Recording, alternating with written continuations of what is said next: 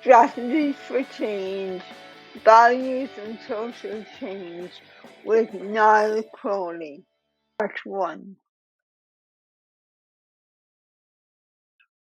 What I'm looking at, I suppose, over the two sessions are the idea of values, what values are and how they work, but not in a theoretical sense, but more in the sense of activism and how values work for activists, but also how values work, as Fiona was saying, in terms of achieving systemic change as well too. That they're part. They're in and of themselves. They're not sufficient to achieve the change, but they are an important part of our strategies for change when you're looking for that type of change. So to try and see how they might work. So today we'll talk kind of generally in terms of values and personal values, but we'll also begin to look at organizations and the role of values in organizations. And then the next session, we look at values in terms of pursuing systemic change, in terms of pursuing social change, and how we might use them effectively in our work as activists. Okay, so in this chat, we are talking about values and pushing you away from talking about who inspired you, because often when we talk about inspiration, we do talk about who, all right? But what's important is looking into ourselves to find what inspires us in a way and being conscious of that. It's there, and when we talk about it, it's really powerful. It's from the heart. It's not from the head, it's from the heart. And that's why values are interesting in a way. It is, to some extent, what we want drives us in a way, but what we want gives us direction. So anger will drive us. Anger, I think, is important. Anger will drive us to do something, but the values will tell us what we want to do. Inclusion, of independence, of courage, of voice, of interdependence, of education, of rights, of choice, of equality, of dignity and respect, of the collective, of helping others. A very powerful set of values, in essence, and quite a lot of common ground between you, I think, as well. Like I don't think, like some of you use similar where rights came up a lot, independence came up a lot, equality came up a lot, in that way. So there's shared values in this group as well, and that's where it gets interesting, because where we have shared values, we can work together quite powerfully as well. Where would you say those values come from? So at the start, we asked people to identify what inspired them to be involved in the various activities or activisms or that they're involved in. And people mentioned a range of ideals. People mentioned a range of problems that drove them to get involved. But then they also mentioned ideals that gave them direction to their involvement. Ideas like choice, or ideas like independence or interdependence or social inclusion or equality or rights. A lot of ideals like that. And we talked about those in terms of motivating us to do things. And this is the power of values that make them of interest to us as activists. So then it becomes important to work out, well, where do values come from, in a way? And then people are saying, well, they come from family. A lot of people have said that, and that's very true. Come from family. They come from lived experience too. But then people began to dig into it, and we begin to see they come from sporting arenas that we've been involved in. They come from strikes or demonstrations that we've seen. They come from watching other people's activism and admiring other people's activism in that way. So they come from particular experiences. Values, I think somebody used the word grow and develop and shift. So what we're beginning to get a picture of is there are these ideals that motivate us, these ideals as to what we want, and they do make us active in that way. They do come from somewhere, all right, and we can track them back. And the whole thing is to become more conscious of them. Sometimes we're not conscious of them. We know they're there, but we can't quite pin them down in a way. So that there's ideals that inspire us, and people have named them quite easily, actually, and they come from particular places or experiences in that way. Anybody else want to react to that or to add to that? Yeah, who motivates me, like I would say, like the others, my family. I would say my family. I grew up in a large family where a few of us have disability, and the others don't have. But maybe my parents, particularly my mom, was kind of had a kind of a practical lesson from that. She was always encouraging us to feel not be dragged down by what we think we are. So I grew up having kind of confidence that I have a trust in myself. That's one motivation. My wife, my mother. The other motivation I can think of is my lived experience of coming from Africa to Europe, to Ireland. So when I moved to Ireland, I saw what could be done, because the first thing that kind of caught me off guard was you don't see this many disabled people in public. There in Africa, we don't kind of come out in public. We have to be in the background. I see people here telling their stories, trying to have their rights respected. I mean, it's far from ideal, but that kind of motivated me that I was unaware that this can be done, and just by changing the geography, I got some kind of motivation. Yeah, and it's interesting in terms of change of place, how that can draw out values, all right, in terms of how you react to it or how you live it in that way. That's very powerful. Yeah, thanks, Mike. So we are having a conversation about personal values. So my individual values, your individual values, in that way. And personal values, the way we've talked about them, are ideals, but they're deeply held ideals. We have emotion about them. And when you were talking about them, I could feel the emotion behind them in terms of they really mean something to you. And that's very powerful. So they're deeply held ideals about what we think is important. So you think choice is important. You think independence is important. You think interdependence is important. You think inclusion is important. These are the ideals that you think are important and that motivate how you live your lives. So these are the values that shape your attitudes, your behaviors, your actions, your choices. Now, sometimes I mightn't be terribly aware of the values, but if somebody looks at the choices I make, the attitudes I hold, the behaviors I exhibit, the actions I take, they'll be able to say, I can see, these are the ideals I can see here. Sometimes it might be very pretty, sometimes it might be nice, but you'll see your values in what you do and how you think, more than in your head, in a way. And values operate as a system, in that I hold a bundle of values. I don't just hold one value. So while I asked you for one, it's cheating a little bit, but you hold more than choice, or you hold more than interdependence, or you hold more than inclusion.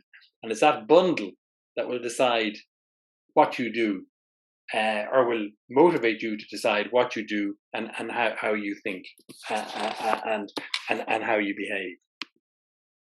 So if we look at it in terms of a diagram, these values, this person has equality, freedom, curiosity, independence, and these work as a mix, essentially, to motivate actions and behaviors that way. So it can be artificial just to pinpoint one, that they operate as a kind of a system, in a way. And they do come from all sorts of places. Yes, you identified lived experience, big one. Yes, you identified family, a big one. Education, you didn't mention as much, but it is a big source of values. Age, in terms of as we go through life, influences our values.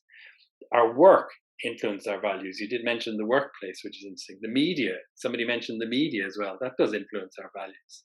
Our customs and traditions influence the values. And then there are people who influence us. So there's a lot of sources of our values that we can track back the more we become conscious of them. And like yourselves, I can track mine definitely back to family, but also back to some people who influenced me as well in a big way, very powerfully as well. And then my work as well, and the spaces I've been allowed to be in. So that's values and where they come from. How they work is kind of interesting as well, because what the research has shown is that whatever the culture or whatever the society, we all hold the same values. We all hold the same package of values, a very big package of 59, 60 values in a way. Where we differ is in the values we prioritize, the ones we think are most important to us personally. And when I asked you for one, you were giving me your top ranked one. Not maybe it's one of 5 or whatever, but one of your top ranked ones in a way. So where we differ is in the values we prioritize. Now that's kind of interesting in terms of if I want to change people, I don't have to force them to hold my values. That's actually impossible, but it's also pointless. They already hold the values, they don't prioritize it. So the challenge is to enable me to prioritize it. And values are like muscles. The more they're engaged, the stronger they become. And they've done some interesting experiments. There was one interesting one where they were getting people to answer a survey on a computer, and people were sitting in front of their computers. And some people had nice little fish swimming across the computer, very pretty, swimming across the nice little blue waves. Other people had dollar signs flashing across the screen. Those images engaged different values. So for that moment, people prioritized slightly different values. And they were able to show that they answered the questionnaire differently for that reason.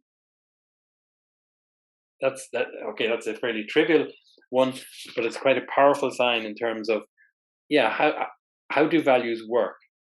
Values work because they get engaged. Values work because when they get engaged, they get prioritized in that way. So why would we be interested in values as activists? Because values shape what people do. Can be conscious or can be unconscious or subconscious, but values shape. We can track back what we do from the values, not just that we hold, but the values that we prioritize. Likewise, values will shape what organizations do, because organizations essentially are groups of people, and how organizations go about their business. And that can be stated, explicit, or implicit that way. And then values in society do secure basic needs. Values are important to any society because they do get us up in the morning. They do get us to do things. They motivate us to keep going, as Stacey was saying. They motivate us to relate with each other in particular ways. They enable group survival in that regard. So values are an important part of society. They're an important part of organizations. They're central to the systems that can either free us or imprison us. They're central to the systems that can bring forward equality or hold back equality. They're central to the systems that can enable independence or hold back in independence as well. No question. Yeah. What if we internalize other people's perceptions of us? So our values of trying to be normal. Yeah. Even the word normal, in terms of who gets to define what normal is in a way, and we do internalize that. I mean, and to some extent, we can internalize oppressions or we can internalize other people's perspectives. But when we're talking about values, what's happening in many ways is another set of values is being engaged, and we begin to prioritize values different to the ones we originally prioritized. And that will make us behave in different ways. And that's what happens. I think that's what happens when we internalize oppressions or we internalize somebody else's thing, that it shifts our values. and we lose our dreams when our values get shifted. Those ideals shift and change, and therefore aren't available to us to inspire us in the same way. They're still there, but we don't prioritize them because we're in a context that keeps engaging other values in that way. And I mean, one of the things that you can see in some really activist organizations that get a lot of funding, for example, that different pressures come on them and different values begin to get prioritized in that way. Same idea in a way. And certainly we've tracked that and analyzed that. It can seem a little bit intangible or up in the air in a way. And yet it's why we're here and we choose to go where we go and how we get there as well. Question. I was wondering, how can we avoid being dogmatic about values? Like, okay, I have values now. That means that those values remain with me forever, even if things change and I want to change. If I am always true to my values, will I be able to see around and change my views? Because I want to be loyal to my values, but at the same time, I want also to be open to see that there are other options. Okay, there's lots of things there in a way. One is, I think I got less dogmatic when I learned about values, because I began to realize that other people hold these values too, but they don't necessarily prioritize them. And that's completely different to my previous thinking was, why the hell don't these other people hold these values as well? That's where I was getting dogmatic in a way. So I began to respect people more in terms of, the values are there, but they need to be engaged. And in fairness, if we think about the values that might motivate equality, they don't get engaged very often. They do sometimes in the circle all of us work in, because there's a lot of people talking about these issues and reminding us that these are our values, but that isn't always the case. So I think values help us, that understanding of values help us to be less dogmatic in a way. And we look at people in a slightly different way.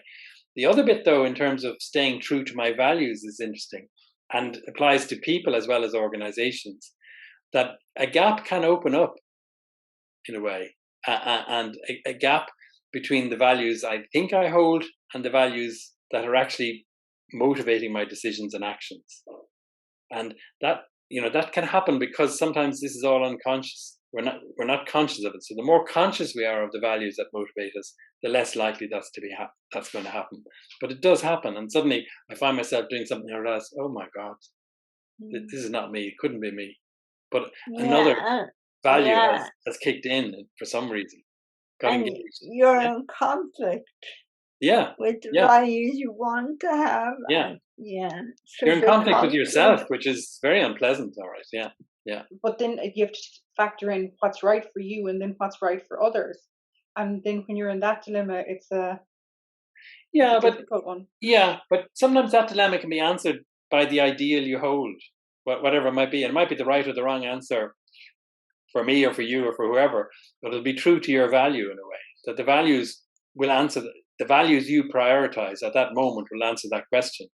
Now, if we've managed to stay true to those values, and that's a struggle, especially when they're values that are concerned for other people, then we can be happy. But where we end up a little bit worried and doubting ourselves is where we begin to drift a bit from our values in that way, and prioritize other values, and we find them influencing the decisions or the answer to that question: what's right for me or what's right for other people. Okay, but we've talked about individuals, and let's have a chat about organizations. If I was looking for the values of an organization, where would I look? Why would I look, and where would I look? Why would I be bothered? But also, where would I look? So for me, it's you look at the vision and the mission and their key objectives. Yeah. And then I have a tendency to go and look at their HR policies to see if they line up with them. Okay. So you look at their strategic plan and their HR policies. Yeah. Ask the staff, maybe. Yeah. What would you ask them? What's the culture of the organization like? Yeah. Good question. Yeah. And values are deeply tied into culture. And there's a cliche that culture eats strategy for breakfast. So culture actually is key. Maybe from their practices, because if their practices is something which I find not compatible with what I think, yeah, it doesn't matter. It doesn't matter what they say in their values. Yeah, practices is key, all right. And again, I would like to see the practices. Do they line up to the values set out in the strategic plan, all right? And if they don't, yeah, there's a big gap opened up there, all right. Yeah, and to some extent, almost when you go into an organization, straight away you get a sense of the values. I'm not quite sure how it is, but it's practice related for sure, in terms of how I'm greeted or what I see on the wall or what the space looks like. There's something that tells you get a feel early on for culture. In some ways, we'll see their practice as well in their policies, not just their strategic plan. When I acquired my disability, I actually became more aware than I was before. So I was aware on top of being aware, and then I was like, oh my goodness, I'm so aware now, it does my head in. You know, that kind of way. So people, whether they're visiting or those who are working in the area, whether they are happy or not, you know, by, you know, just by saying, hello, I'm here to see whatever. And, you know, chit chat. That's, I'm very good at it anyway now. So I think that partly. But you're right, though. You know, when you become values conscious in a way, and you start looking for values, whether it's in yourself or in an organization or in other people, it does get a bit torturous, all right, in terms of the, you know, it gets really fascinating as well, I have to say. But in terms of the questioning and the constant questioning, which is important, but it's that's a good way of describing it. Yeah. Would you not ask disabled users? Yes, absolutely would. Yeah. So staff, and then service users or disabled users specifically. You have to ask them what type of a service, and that does. You're into the field of practice again, all right. So it probably will throw up values. Are there specific questions you'd ask them about values? I mean, I think I just ask them, you know, what kind of gut feeling they get from the service, and then from that answer, I'd try and extrapolate what the values are, because I think it's very hard to discover what values are by asking a very blunt question. Yeah, I guess you'd ask are we talking like a residential centre? Yeah. Is that what we're talking about? Like it could be any service. Like, I suppose. Like, I mean, do you feel respected by the the coordinator? Are you really listened to it? Yeah. You feel that you can make a complaint without it being taken seriously? Yeah. So you're looking at the relationship. Are they providing a service of the social model or the medical model? I have a new PA. I'm not that good and she's not that good at interpreting yet. Okay, we got there though. But that's an interesting one in terms of the social model or the medical model, because to some extent that's a technical question in a way, in terms of their ideology almost. But you're quite right. Behind that is a set of values in terms of determining which model an organization uses. So that will tell us about the values of an organization, without a doubt. Yeah.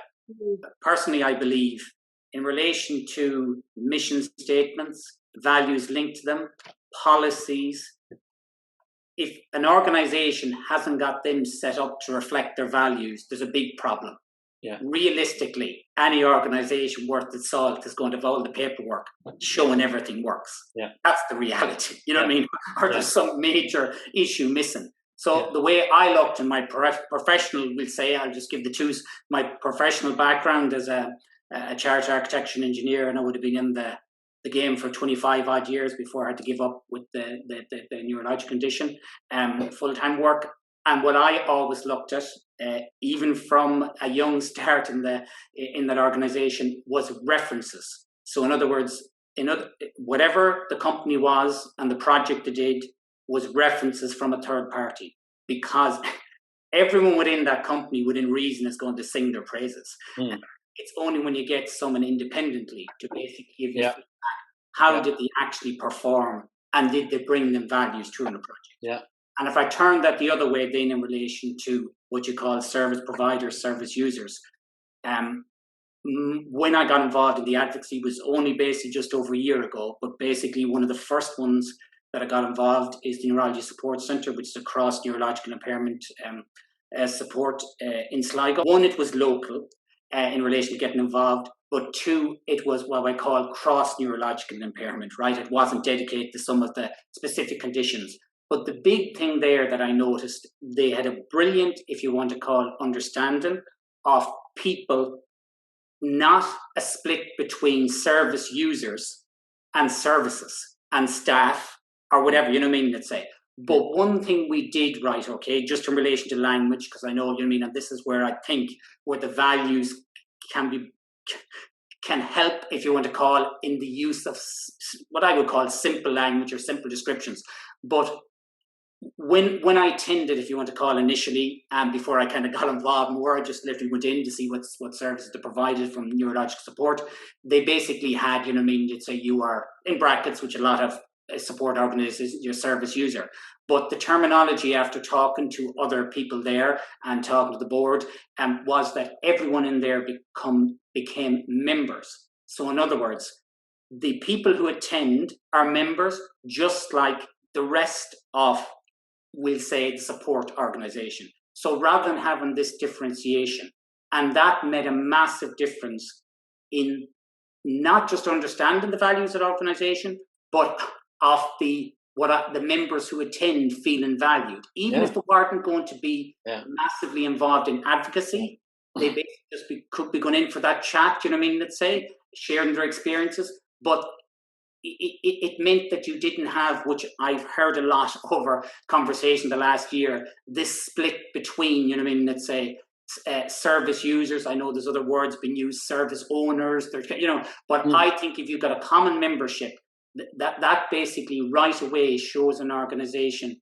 wants to have the people they're supporting involved in not just helping, if you want to call it day-to-day volunteering, but actually helping to lead that organization. So that's hugely values-based, you know, in terms of calling people members. You can track that back to powerful values, all right. Oh, yeah, exactly, yeah. And it was something we sat around the table. We basically got an advocacy committee together, which is made up of the staff and the members. It was member-led. That was the important thing. And basically, that was the thing, you know what I mean? It was myself put forward the membership, because we have it in other neurological support organizations where people become members. So as you say, it actually slightly redefined how they describe their policies going after that change. But anyway. Great. Just to build on what Eamon had just said, you know, I have a very deep value in that disabled people are customers of services. So the services that we use to support us to live a good life, supposedly, and are funded. So they are expected to give us quality support. And service user land is the medical model on disability. And so, like, I would be very sort of driven, you know, as a consumer of supports that I use. And I'm certainly not a service user. And if I come across a bad service, I want to just... And it's interesting in putting across that point, you've emphasized the value you opened up with in terms of quality. And again, we've come back very powerfully to that. So that's a nice one. Where do we see the values? Yeah, we do see them in the strategic plan, but sometimes that's where they stay in a way, and they never get taken back down off the shelf. So yeah, we do want to look forward and look more thoroughly. So, yeah, we do see them in policies. Policies are about the way an organization works. You also mentioned key objectives that you'd look at. Values are also can be seen in what they do as well, in terms of their activities. So not only the way they do it in terms of policies, but what they do in terms of priorities. Yes, we do see it in practice in terms of, for staff, we'd have a chat about culture. I think that's a good way of doing it in terms of the culture of the organization. What's it like to work here? In terms of customers now, or members, we'd ask the question, or we would ask questions about the social model or the medical model. That'll tell us more than just the relationship. It'll tell us about the way they work, and it'll tell us about their priorities. So that's a pretty fundamental one, I think, or a nice one in relation to that. But could also ask about relationships. Are they relationships of respect? Are they relationships of listening? Are they relationships of dignity in that sort of area? So, and then language can be very telling, right, in terms of culture, I suppose, in a way, but language is quite powerful. So an organization will have a dominant set of values that'll come out in those different things, one way or the other. Let's write them down and let's be explicit about them in our strategic plan or wherever, I don't care. But let's have systems to keep them alive and to keep engaging them, to make sure we live them out and that values gap doesn't open up. But we want organizations to be concerned with equality, to give some priority to equality goals, whether in the way they work, the priorities they pursue, or the way they relate. If so, what values would you look for in an organization? Now, in this, think of the first conversation that we had. What are the ideals you'd look for to be reassured that this organization cares about equality? So for me, I'd be looking at the equal pay, ensuring that people get promoted equally, men and women, or the social inclusive side of things. I'd be thinking, is there diversity in the teams, between gender, between cultural differences? Do they recruit people with disabilities and promote people with disabilities equally? And then I suppose if the values then that they have within the day-to-day working environments, such as the words that you've said previously of respect, and the language around respect, is what I'd be thinking. Okay, so you started talking about sort of outcomes, the types of things I'd look for, all right, to see what are the values, and then at the end you said the value that's driving that is respect. Okay, there might be other values, but probably is. Respect is fundamental. Yeah. If respect is not one of the values, or dignity, whatever language you want to use, if it's not, it's very unlikely that that organization will be concerned with equality. What about if people have different ideas about what respect looks like? Yeah. Then you've got a problem, all right, yeah. And that's kind of interesting. So the challenge is, I want the organization not just to say respect is one of our core values. I'd also like them to say what they mean by it as well. Now, then I can agree or disagree, but at least I know what they mean by it. And I've something to check. Is it coming through in HR? Is it coming through in customer experience? Is it coming through in social model or medical model and things like that? But yeah, the label alone isn't enough. We need language that says, well, what do this organization mean by it? Some organizations do, some don't. You just find the word, and that worries me. All right. Yeah. Maybe something like empathy. Like, I want to know if that organization is concerned about issues which is not directly related to its business.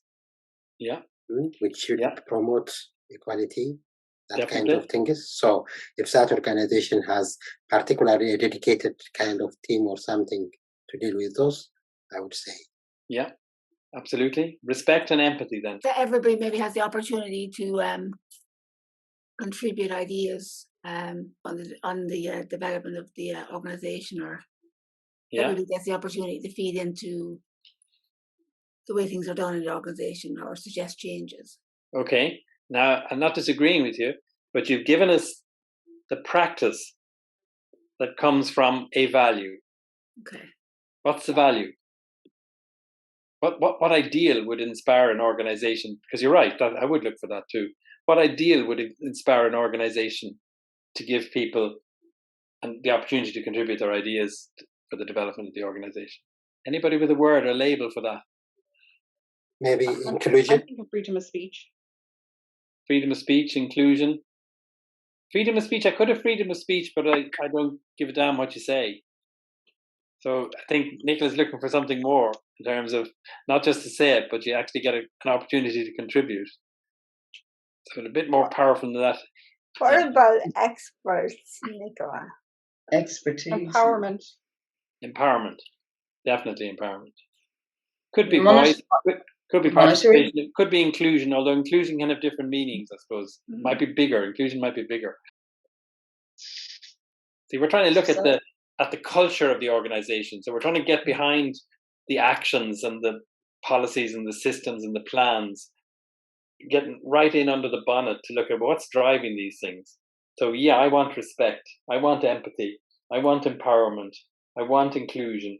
I do want freedom of speech as well, actually. But I, then I want empowerment in that way. So in this one around pay, what's pushing that?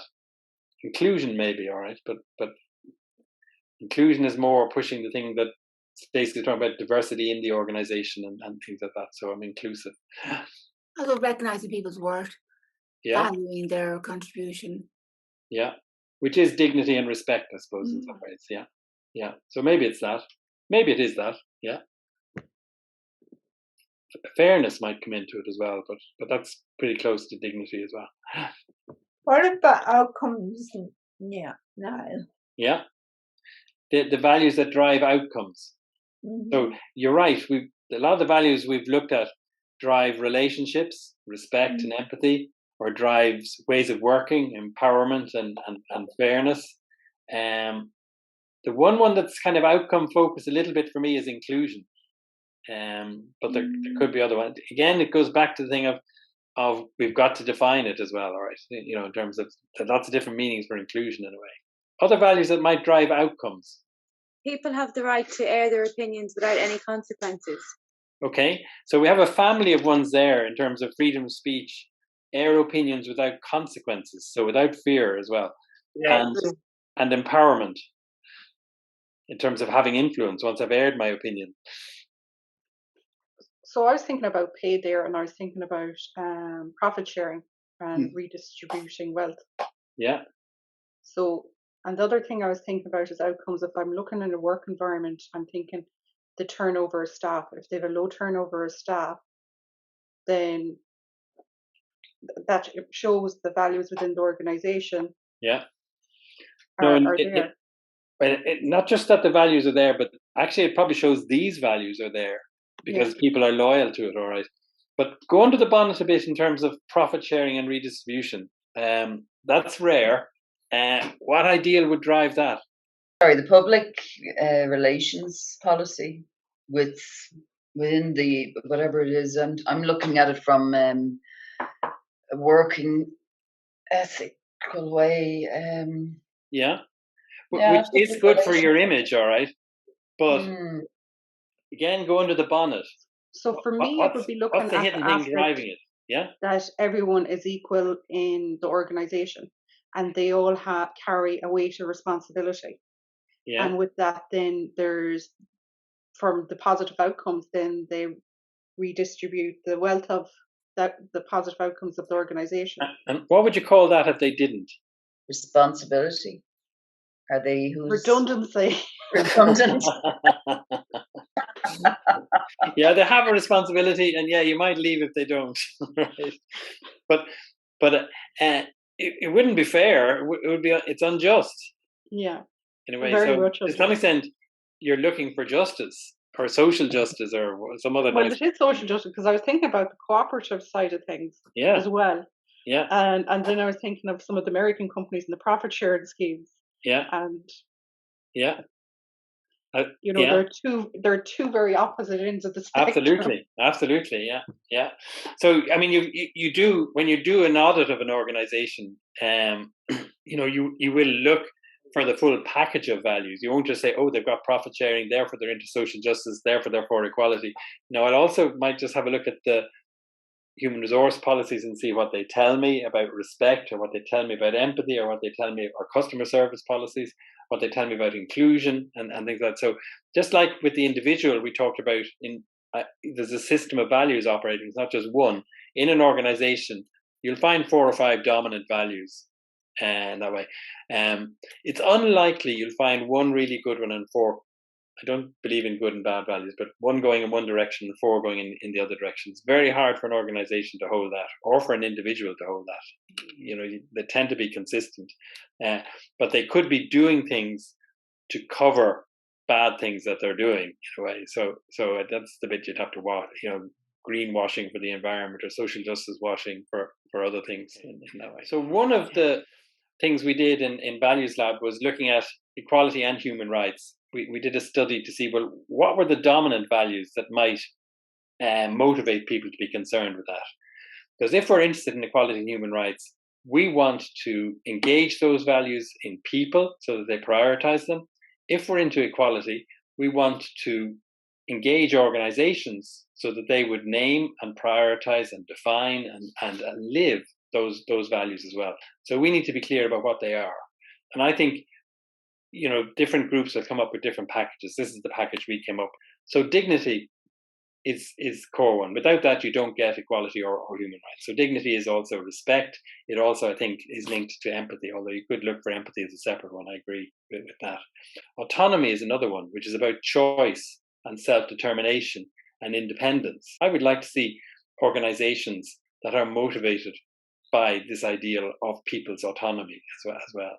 Inclusion is another one, and we defined it in terms of diversity, and the fact that diversity has practical implications, and you're not inclusive if you don't take account of those practical implications. If there isn't an accommodation or an adaptation for the specific needs that arise from my identity and how I live out my identity, it's not inclusive.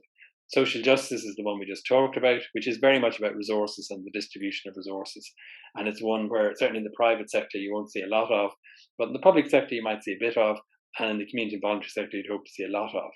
And then we call the other one democracy, which I think is a little bit pretentious. And I'd go much more with empowerment, air my views without consequences, freedom of speech, that sort of territory. But this is the territory of equality and human rights. So if I'm checking an organization from an equality and human rights perspective, I want this organization to be motivated by dignity or respect, autonomy or independence or choice, inclusion or accommodating diversity or flexibility in the face of diversity, social justice in terms of resources, and democracy in terms of empowerment. And so when I come to an organization, then these values, or a set of values, will guide the purpose and strategy of an organization, its objectives and priorities, as you said, what gets done, its policies and procedures, how it gets done, staff behaviors and relationships, the practices. And in effect, they predominate in terms of the culture, but they are the culture in many ways, because culture will drive the priorities, will drive the ways of doing the work, will drive the relationships and behaviors that are involved. So if I want, that if we think about many of the organizations we want to influence, we want to change what they do. We want to change how they do what they do sometimes. And we would like sometimes that they would relate better to us in that way. And there are different ways of changing. I can take a case against them. I can go and protest outside them. I can ask to see the manager.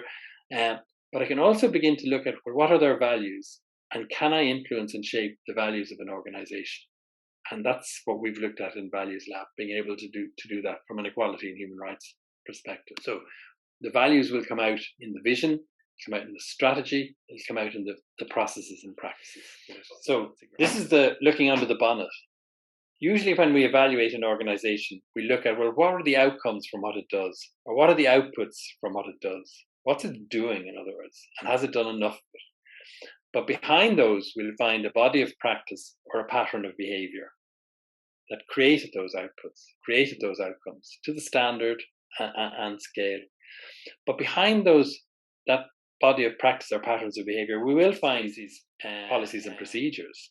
That organizations have policies and procedures that drive practice, that drive output. That's how organizations work, in a way.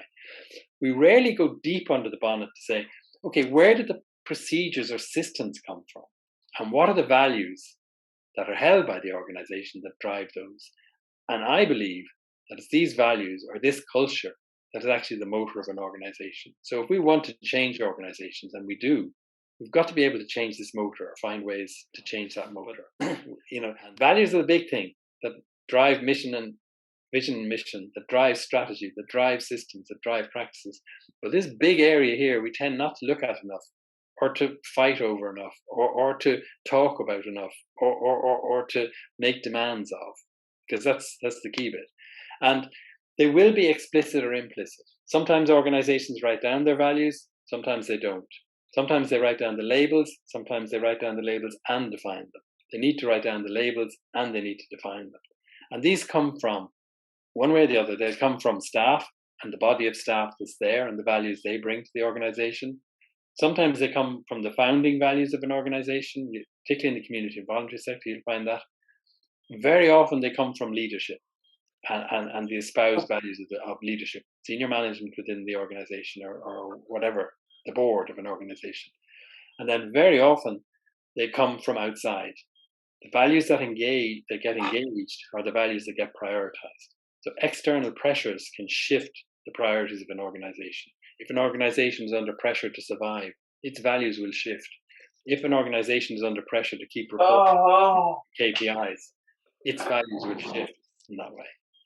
And as a result, especially where they're not explicit, you can get the values gap that we talked about, that Michael introduced at the start. That if we don't have systems to engage those values on an ongoing basis, they will get deprioritized. They will fall out of use in that way. So values are like muscles. Where they're engaged, they get prioritized. Where they don't get engaged, if they stay in that strategic plan up on the shelf, they don't get prioritized. Values can be assumed. This is the thing about definition, and Fiona's thing about definition, that we assume everybody holds these values, but we don't check in that we all mean the same thing by them, or we don't even check out that we do hold the same values in that way. And then these external demands from funders and stakeholders, government or whoever, and funding reductions or crisis can be a real issue. That way. So the challenge is to be values led, that we want organizations to be explicit, to name, define, and communicate their values, so we can judge them against those and test them against those. We want them to be coherent, so across all of their areas and functions, that they express those values, not just in HR, but in HR and customer service, not just in HR and customer service, but also in procurement or whatever else they do, and to be consistent, to do it all the time, not just on a good day. And that happens when organizations concretize their values in terms of naming them and defining them and putting them in the public domain. It happens when there are systems to engage the values in the organization. So people keep hearing about the values. And when they keep hearing about them, they're engaged, they're like muscles, they get prioritized. If we don't keep hearing about them internally in the organization, they die and values gaps open up. And by engaging them across all our functions with all our stakeholders, by being consistent. So on Tuesday, I have to practice the same values as Wednesday. With